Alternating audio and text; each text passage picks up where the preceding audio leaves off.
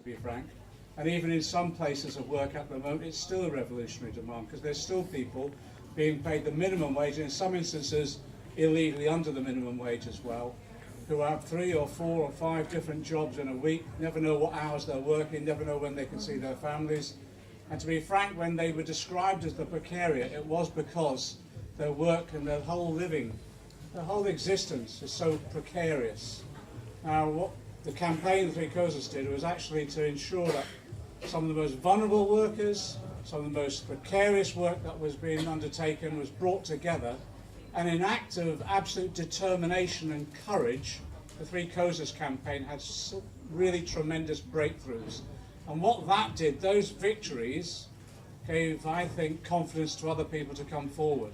And as a result of that, we now have the fast food campaign that's working throughout the country in terms of campaigning against Macdonald's and other companies like that to get them to end 0-hour contracts and start paying a decent wage. But the COSAS campaign has gone beyond that. It isn't just about wages, it's making sure that people get basic employment conditions. And to be frank, people are not asking for the earth. They're just asking to be treated as workers with some basic respect.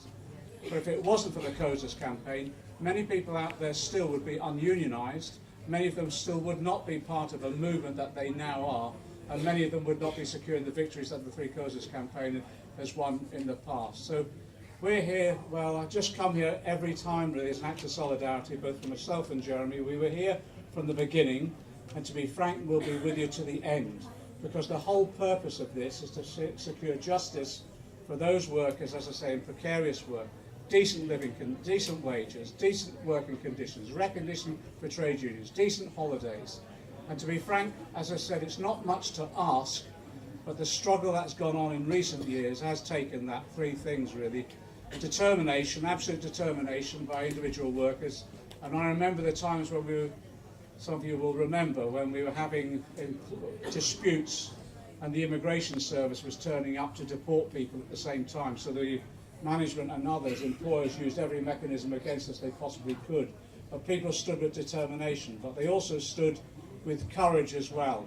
Sometimes as individuals working with others or in isolated conditions, and as a result of that courage inspired others. But the most important thing, I just repeat it time and time again, the most important thing that we discovered a century and a half ago in the small industrial workshops and in the fields of the Industrial Revolution, it was a secret.